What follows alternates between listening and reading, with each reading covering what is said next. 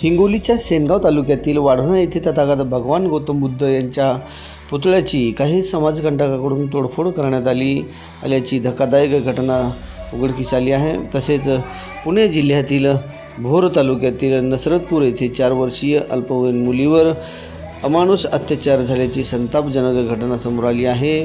या दोन्ही घटनांचा रिपब्लिकन युवा सेनेच्या वतीने तीव्र निषेध व्यक्त करण्यात आलेला आहे।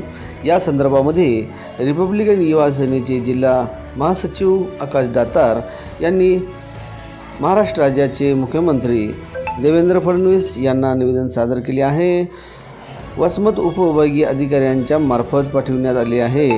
या निवेदनावर दोन्ही प्रकरणाची सखोल चौकशी करून संबंधित दोषीवर तात्काळ व कठोर कारवाई करण्याची मागणी करण्यात आलेली आहे।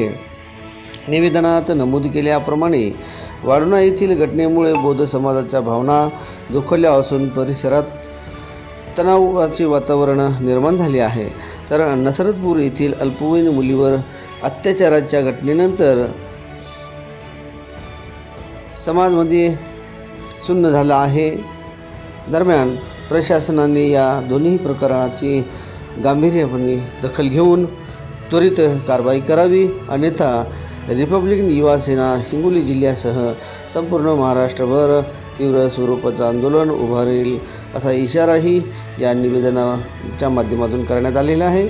या निवेदनाची प्रत जिल्हाधिकारी व पोलीस अधीक्षक हिंगोली यांना देखील देण्यात आलेली आहे। या निवेदनावर सर्वांच्या स्वाक्षऱ्या देखील आहेत। पाहूयात या संदर्भामध्ये ते काय म्हणाले। आज उपविभागीय अधिकारी यांच्या मार्फत या राज्याचे मुख्यमंत्री यांना रिपब्लिकन सेनेच्या वतीने निवेदन देण्यात आलेलं आहे। निवेदनाचा विषय असा आहे की हिंगोली जिल्ह्यातील सेनगाव तालुका वाढोणा गाव येथील तथागत भगवान गौतम बुद्ध यांच्या पुतळ्याचं काही समाजकंटकांनी तोडफोड करून नुकसान केलेलं आहे व बौद्ध समाजाची जी आस्था आहे याला कुठेतरी गालबोट लागण्याचं काम या समाजकंटकाच्या हातून झालेलं आहे। याच्या निषेधात आज रिपब्लिकन सेनेच्या वतीने निवेदन देण्यात आलेलं आहे। तसेच पुणे जिल्ह्यातील भोर तालुक्यामध्ये नसरतपूर हे गाव आहे।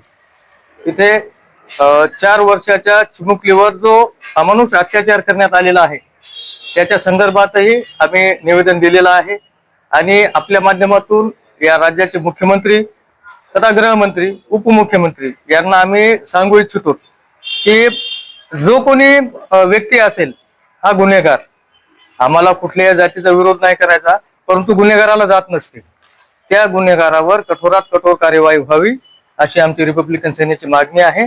येणाऱ्या काळात जर संबंधित गुन्हेगारांवर जर कारवाई नाही झाली तर हिंगोली जिल्हाच नव्हे संबंध महाराष्ट्रभर रिपब्लिकन सेना उग्र आंदोलन करेल। याची प्रशासनाने विशेषतः मुख्यमंत्री उपमुख्यमंत्री यांनी याची दक्षता घ्यावी हीच आपल्या माध्यमातून विनंती करतो। इथे थांबतो। जय भीम। आज वसमत तालुक्यातील उपविभाग अधिकारी कार्यालय वसमत या ठिकाणी रिपब्लिकन सेना युवा आघाडीच्या वतीनं या ठिकाणी माननीय देवेंद्रजी फडणवीस मुख्यमंत्री तथा महाराष्ट्र राज्याचे गृहमंत्री यांना आपल्या हिंगोली जिल्ह्यातील सेनगाव तालुक्यामधील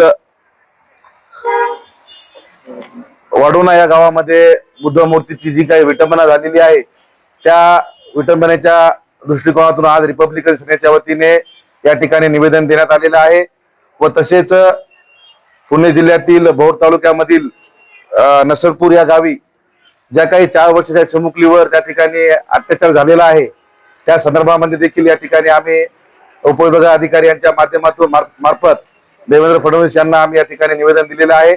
आमच्या निवेदनातील प्रमुख मागणी अशी आहे की संबंधित या दोन्ही घटना अत्यंत खेदनीय आहेत।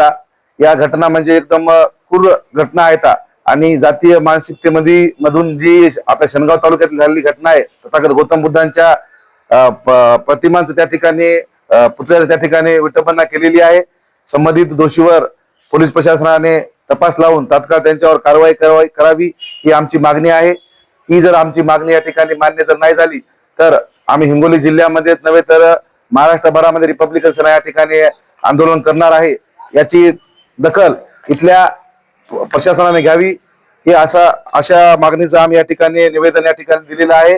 त्यामध्ये त्या निवेदनावरती आमचे हिंगोली जिल्ह्याचे महासचिव आमचे दातारा साहेब असतील व तसेच आमचे जोंधळे मामा असतील, या सर्व कार्यकर्त्यांच्या या ठिकाणी स्वाक्षऱ्या आहेत. आम्हाला शासनाला एवढीच विनंती आहे की आमची ही जर मागणी मान्य नाही झाली तर आम्ही या ठिकाणी पुढील रिपब्लिकन सेनेच्या वतीनं रिपब्लिकन सेनेच्या स्टाईलने या ठिकाणी आंदोलन करू, अशी या ठिकाणी आपल्या माध्यमातून मी विनंती करतो.